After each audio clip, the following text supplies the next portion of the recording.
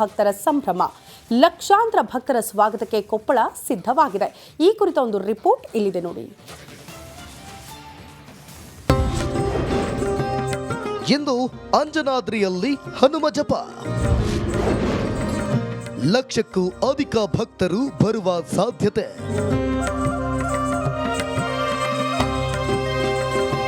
ಗಂಗಾವತಿ ತಾಲೂಕಿನ ಐತಿಹಾಸಿಕ ಪ್ರಸಿದ್ಧ ಅಂಜನಾದ್ರಿ ಬೆಟ್ಟದಲ್ಲಿರುವ ಆಂಜನೇಯ ಸ್ವಾಮಿ ದೇಗುಲದಲ್ಲಿ ಇಂದು ಹನುಮಾನ್ ರಥಾಚರಣೆ ನಡೆಯುತ್ತಿದ್ದು ಜಿಲ್ಲಾಡಳಿತ ಸಿದ್ಧವಾಗಿದೆ. ಈಗಾಗಲೇ ವಿವಿಧ ಜಿಲ್ಲೆ ರಾಜ್ಯಗಳಿಂದ ಆಗಮಿಸುತ್ತಿರುವ ಮಾಲಾಧಾರಿಗಳು ವಿವಿಧ ಸ್ಥಳಗಳಲ್ಲಿ ವಾಸ್ತವ್ಯ ಹೂಡಿದ್ದಾರೆ. ಬೆಳಗ್ಗೆ 4 ಗಂಟೆಯಿಂದ ತುಂಗಭದ್ರಾ ನದಿಯಲ್ಲಿ ಸ್ನಾನ ಮಾಡಿ ಮೆಟ್ಟಿಲುಗಳನ್ನು ಹತ್ತಿ ಮಾಲೆ ವಿಸರ್ಜನೆ ಮಾಡುತ್ತಾರೆ. ವಿದ್ಯುತ್ ದೀಪಗಳು ಮತ್ತು ಹೂವಿನ ಅಲಂಕಾರದಿಂದ ಅಲಂಕೃತಗೊಂಡಿದೆ. ಬೆಟ್ಟದ ಕೆಳಭಾಗದಲ್ಲಿ ಭಕ್ತರಿಗೆ ಸ್ನಾನದ ವ್ಯವಸ್ಥೆ, ಕುಡಿಯುವ ನೀರು, ಪ್ರಸಾದ ವ್ಯವಸ್ಥೆಯನ್ನ ಮಾಡಲಾಗಿದೆ.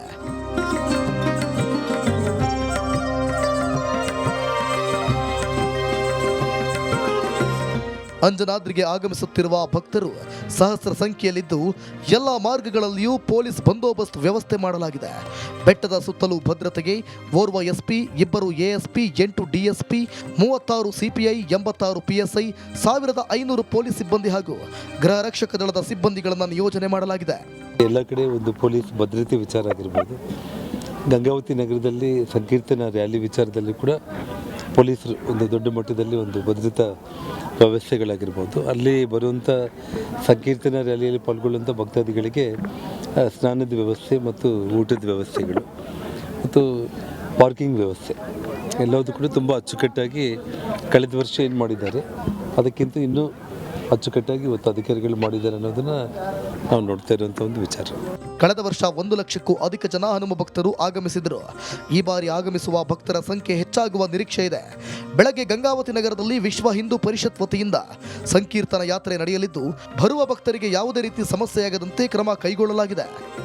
ಎಲ್ಲ ಕಡೆ ಸ್ವಚ್ಛತೆ, ನೈರ್ಮಲೀಕರಣ, ಆರೋಗ್ಯ ಇಲಾಖೆಯ ಕಡೆಯಿಂದ ವ್ಯವಸ್ಥೆ ಮತ್ತು ಗ್ರಾಮ ಪಂಚಾಯಿತಿಯ ಕಡೆಯಿಂದಲೂ ಸಹ ಆ ಗ್ರಾಮದ ಸ್ವಚ್ಛತೆ ಮತ್ತು ಕುಡಿಯುವ ನೀರಿನ ವ್ಯವಸ್ಥೆ ಎಲ್ಲ ರೀತಿಯಾದಂತಹ ಸೌಲಭ್ಯಗಳನ್ನು ಭಕ್ತಾದಿಗಳಿಗೆ ನೀಡುವ ಮುಖಾಂತರ ಜಿಲ್ಲಾಡಳಿತ ಮಾನ್ಯ ಜಿಲ್ಲಾಧಿಕಾರಿಗಳ ನಿರ್ದೇಶನ ಮೇರೆಗೆ ಮಾಡಲಾಗಿರುತ್ತದೆ.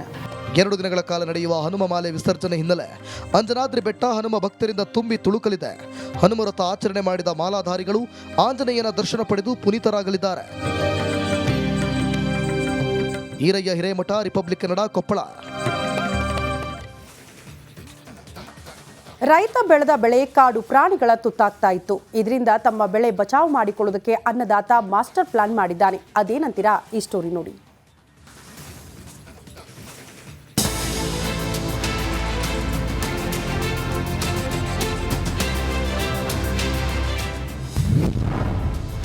ಯಾದಗಿರಿ ರೈತರಿಗೆ ಕಾಡು ಹಂದಿ ಕಾಟ. ಬೆಳೆ ಉಳಿಸಿಕೊಳ್ಳಲು ಅನ್ನದಾತ ಮಾಸ್ಟರ್ ಪ್ಲಾನ್. ಕಷ್ಟಪಟ್ಟು ಮಳೆ ಬಿಸಿಲನ್ನ ಲೆಕ್ಕಿಸದೆ ರೈತ ತನ್ನ ಹೊಲದಲ್ಲಿ ಬೆಳೆಯನ್ನ ಬೆಳೆಯುತ್ತಾನೆ. ಆದ್ರೆ ಇನ್ನೇನು ಕೈಗೆ ಬಂದ ಬೆಳೆ ಬಾಯಿಗೆ ಬರಲಿಲ್ಲ ಎಂಬಂತೆ ಕಾಡು ಪ್ರಾಣಿಗಳು ಹೊಲಕ್ಕೆ ನುಗ್ಗಿ ಎಲ್ಲವನ್ನೂ ನಾಶ ಮಾಡ್ತಿತ್ತು. ಇದರಿಂದ ಬೇಸತ್ತ ಅನ್ನದಾತ ಈಗ ಮಾಸ್ಟರ್ ಪ್ಲಾನ್ ಮಾಡಿದ್ದಾನೆ.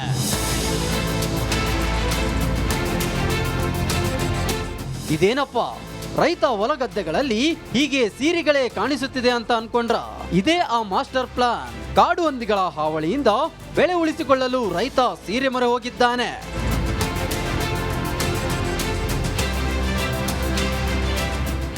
ಯಾದಗಿರಿಯ ಗುರುಮಟ್ಕಲ್ ತಾಲೂಕಿನ ಅಲ್ಲಿಪುರ ತಾಂಡ ಸೇರಿ ಕಾಡಂಚಿನ ಗ್ರಾಮಗಳಲ್ಲಿ ಜಮೀನಿನಲ್ಲಿದ್ದ ಬೆಳೆ ಉಳಿಸಿಕೊಳ್ಳಲು ಹೊಸದೊಂದು ಮಾರ್ಗ ಕಂಡುಕೊಂಡಿದ್ದಾರೆ. ಇನ್ನು ರೈತರು ಸಾವಿರಾರು ರೂಪಾಯಿ ಖರ್ಚು ಮಾಡಿ ಹೊಸ ಸೀರೆ ಖರೀದಿ ಮಾಡ್ತಿದ್ದಾರೆ. ಮೊದಲೆಲ್ಲ ರಂಗಂಪೇಟೆ, ಹೈದರಾಬಾದ್ ಭಾಗದಲ್ಲಿ ಹಳೆಯ ಸೀರೆಗಳು ಸಿಕ್ತಿದ್ವು. ಆದ್ರೆ ಈಗ ಅದು ಸಹ ಸಿಕ್ತಿಲ್ಲ. ಹೀಗಾಗಿ ರೈತರು ಹೊಸ ಸೀರೆ ಖರೀದಿ ಮಾಡುವ ಅನಿವಾರ್ಯತೆ ಇದೆ. ಆದಾಯಕ್ಕಿಂತ ಹೆಚ್ಚಾಗಿ ಖರ್ಚು ಮಾಡಿ ಬೆಳೆ ಉಳಿಸಿಕೊಳ್ಳಬೇಕಾಗಿದೆ. ಆ ಗುಡ್ಡಗಾಡ ಪ್ರದೇಶಕ್ಕೆ ಎತ್ತಿಕೊಂಡಿರ್ತಕ್ಕಂಥ ರೈತನ ಜಮೀನುಗಳ ಬೆಳೆ ರಕ್ಷಣೆಗೋಸ್ಕರ ಅಡಿವೆಂದಿಗಳ ಅರಬಟ್ಟಗ ರೈತ ಏನದಂದ್ರೆ ಆ ಬಿಲ್ಡಿ ಮುಳ್ಳು ತಂತಿ ಹಾಕಿದ್ರು ಕೂಡ ಅವು ಮುರಿದಾಕಿ ಬೆಳೆ ಹಾಳು ಮಾಡ್ತಕ್ಕಂಥದ್ದು ಸರ್ವಸಾಮಾನ್ಯ ಆಗಿದೆ. ಹಾಗಾಗಿ ರೈತ ಏನದಂದ್ರೆ ಹೊಸ ಹೆಡೆ ಏನಂದ್ರೆ ಹೊಲ ಸುತ್ತ ಕಡೆ ಎಲ್ಲ ಸೀರೆಗಳು ಕಟ್ಟತಕ್ಕಂಥ, ಬೆಳೆ ರಕ್ಷಣೆಗೆ ಸೀರೆ ಮೊರೆ ಹೋಗಿರ್ತಕ್ಕಂಥ ರೈತ ದುರದೃಷ್ಟಕರ. ಏನೇ ಆಗಲಿ ಕಾಡಂಚಿನ ರೈತರು ಕಾಡಹಂದಿಗಳ ಉಪಟಳಕ್ಕೆ ಬೇಸತ್ತು ಹೋಗಿದ್ದಾರೆ. ಕೂಡಲೇ ಜಿಲ್ಲಾಡಳಿತ ರೈತರ ನೆರವಿಗೆ ನಿಲ್ಲಬೇಕು ಅನ್ನೋದು ರೈತರ ಆಶಯ. ನಾಗರಾಜ್ ಮಗದುಮ್ಮ, ರಿಪಬ್ಲಿಕ್ ಕನ್ನಡ, ಯಾದಗಿರಿ. 41 ಪುಟಗಳ ಡೆತ್ ನೋಟ್, ಸಾವಿಗೂ ಟೈಮ್ ಟೇಬಲ್. ಪತ್ನಿ ಕಾನೂನು ಹೋರಾಟದಿಂದ ಬೇಸತ್ತಿದ್ದ, ಜಸ್ಟಿಸ್ ಈಸ್ ಡ್ಯೂ ಅಂತ ಬೋರ್ಡ್ ಹಾಕಿಕೊಂಡು ನೇಣಿಗೆ ಶರಣಾಗಿದ್ದ ಟೆಕ್ಕಿ ಸಾವು ಈಗ ರಾಷ್ಟ್ರ ಮಟ್ಟದಲ್ಲೂ ಕೂಡ ಸುದ್ದಿಯಾಗ್ತಾ ಇದೆ. ಅದಕ್ಕೆ ಈಗ ಬಿಗ್ ಟ್ವಿಸ್ಟ್ ಕೂಡ ಸಿಕ್ಕಿದೆ. ಈ ಕುರಿತ ಒಂದು ವರದಿ ಇಲ್ಲಿದೆ ನೋಡಿ.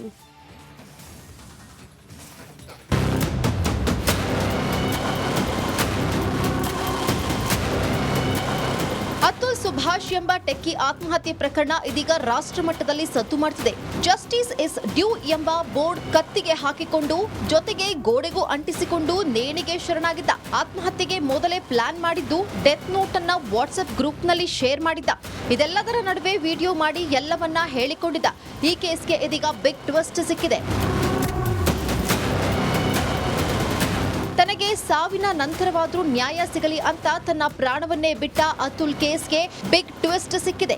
ಕೇಸ್ ಸಂಬಂಧ ಎಫ್ಐಆರ್ ದಾಖಲಿಸಿರೋ ಮಾರತ್ಹಳ್ಳಿ ಪೊಲೀಸರು ತನಿಖೆ ಚುರುಕುಗೊಳಿಸಿದ್ದಾರೆ. ಉತ್ತರ ಪ್ರದೇಶ ಮೂಲದ ಅತುಲ್ 2019ರಲ್ಲಿ ಮದುವೆ ಆಗಿದ್ದ. ಆರಂಭದಲ್ಲಿ ಜೀವನ ಚೆನ್ನಾಗಿಯೇ ಆಗಿತ್ತು, ಒಂದು ಮಗು ಕೂಡ ಇತ್ತು. ಆದರೆ ಅಷ್ಟರಲ್ಲಾಗಲೇ ಜಗಳ ಶುರು ಆಗಿತ್ತು. ಆತನ ಪತ್ನಿ ಹಣಕ್ಕಾಗಿ ಪೀಡಿಸೋಕೆ ಶುರು ಮಾಡಿದ್ಲಂತೆ. ಹೀಗೆ ಹಣಕ್ಕಾಗಿ ಶುರುವಾದ ಜಗಳ ಕೋರ್ಟ್ ಕಚೇರಿವರೆಗೂ ತಲುಪಿದೆ. ಧನಪಿಶಾಚಿ ಹೆಂಡತಿ ಅತುಲ್ ಪತ್ನಿ ಹಣಕ್ಕಾಗಿ ಪೀಡಿಸುತ್ತಿದ್ಲಂತೆ. ಆಕೆ ತಂದೆ ವಯೋಸಹಜ ಕಾಯಿಲೆಯಿಂದ ಮೃತಪಟ್ಟಿದ್ರು. ಅದಕ್ಕೂ ಅತುಲ್ ಕಾರಣ ಎಂದು ಪತ್ನಿ ದೂರು ನೀಡಿದ್ಲು. ಇಷ್ಟೇ ಅಲ್ಲದೆ ವರದಕ್ಷಿಣೆ ಕಿರುಕುಳ, ಅಸಮರ್ಪಕ ಲೈಂಗಿಕ ಸಂಪರ್ಕ ಸೇರಿ ಒಟ್ಟು 9 ಕೇಸ್ಗಳನ್ನ ಅತುಲ್ ವಿರುದ್ಧ ದಾಖಲಿಸಿದ್ಲು. ಮಗನ ಮುಖ ನೋಡೋಕು 30 ಲಕ್ಷ ಕೊಡಬೇಕು ಅಂತ ಡಿಮ್ಯಾಂಡ್ ಇಟ್ಟಿದ್ಲಂತೆ. ಇದೆಲ್ಲದರಿಂದ ಬೇಸತ್ತಿದ್ದ ಅತುಲ್ ನ್ಯಾಯ ಬಾಕಿ ಇದೆ ಅನ್ನೋ ಬೋರ್ಡ್ ಹಾಕೊಂಡು ಆತ್ಮಹತ್ಯೆಗೆ ಶರಣಾಗಿದ್ದ. ಈ ಬಗ್ಗೆ ಈಗ ಮಾರತ್ತಹಳ್ಳಿ ಠಾಣೆಯಲ್ಲಿ ಕೇಸ್ ದಾಖಲಾಗಿದ್ದು ಅತುಲ್ ಪತ್ನಿ, ಮಾವ, ಬಾಮೈದ ಸೇರಿ 4 ವಿರುದ್ಧ ಎಫ್ಐಆರ್ ದಾಖಲಾಗಿದೆ. ವಿಡಿಯೋದಲ್ಲಿ ಅತುಲ್ ತನ್ನ ಸಾವಿನ ರಹಸ್ಯ ಹೇಳಿದ್ರೆ ಆತನ ಸ್ನೇಹಿತ ಪಾಟೀಲ್ ಘಟನೆ ಬಗ್ಗೆ ಫುಲ್ ಡೀಟೇಲ್ಸ್ ಹೇಳಿದ್ದಾರೆ. ನನ್ನ ಗೆಳೆಯನ ಸಾವು ವ್ಯವಸ್ಥಿತ ಕೊಲೆ, ಆತನ ಸಾವಿಗೆ ನ್ಯಾಯ ಸಿಗಬೇಕು ಅಂತ ಧ್ವನಿ ಎತ್ತೋದ್ರ ಜೊತೆಗೆ ನಾಳೆ ಕ್ಯಾಂಡಲ್ ಮಾರ್ಚ್ ಮಾಡಿ ಬೆಂಗಳೂರಿನಲ್ಲಿ ಹೋರಾಟ ಮಾಡ್ತೀವಿ ಅಂತ ಕರೆ ಕೊಟ್ಟಿದ್ದಾರೆ.